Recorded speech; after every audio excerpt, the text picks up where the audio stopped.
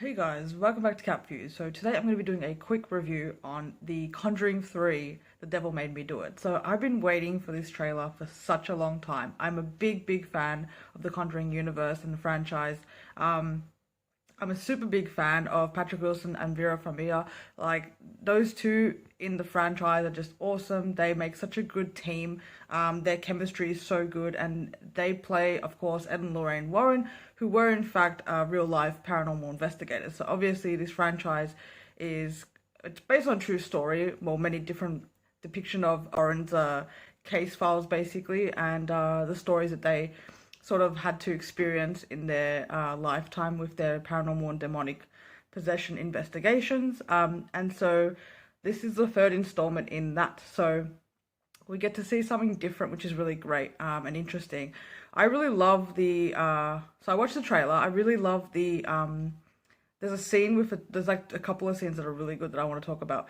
But I really love, again, the chemistry between them. Like, as soon as I see that tape recorder click and Patrick Wilson is in character, I'm instantly excited about what I'm gonna see.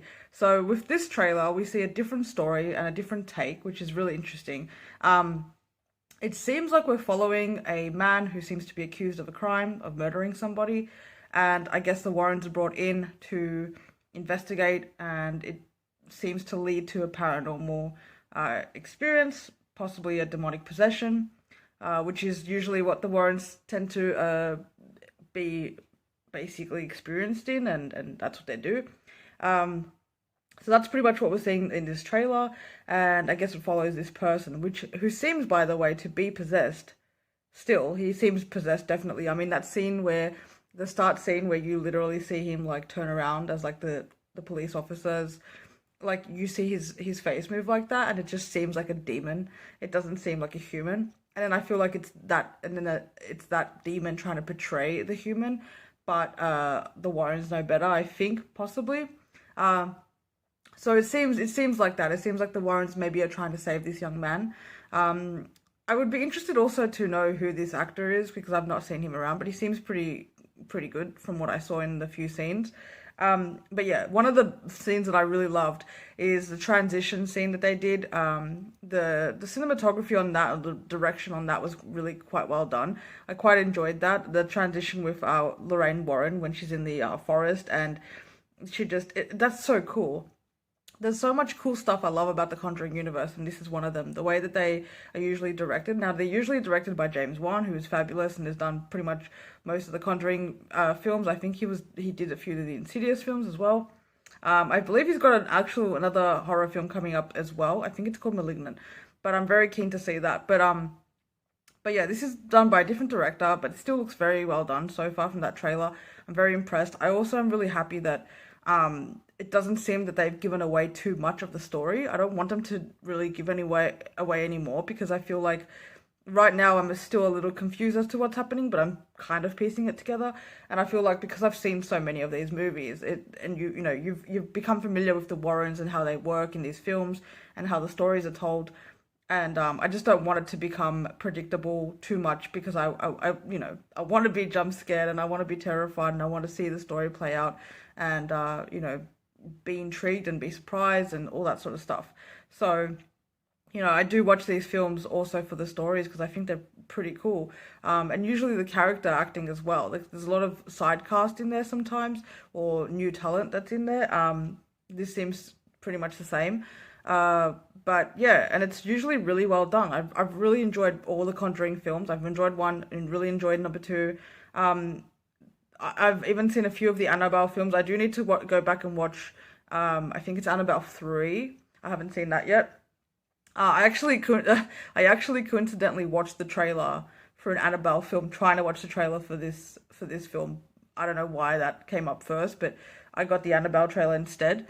And it was funny because, like, halfway through I was like, there's a lot of Annabelle in this. But anyway, back to the Conjuring 3 trailer. It looked really great. I was pretty impressed with it. I really don't want them to show more. I just want them to, like, leave it as it is, because it looked really great. As always, Patrick Wilson. I'm a big fan of Patrick Wilson films. And him playing, Ed Warren is always really nice. I really love this, like, he's this, like, side piece to Lorraine, who is so pivotal to these cases, but their synchronicity as a couple, as a team, it just works so well together. Like I said, their chemistry is just really well done for those characters.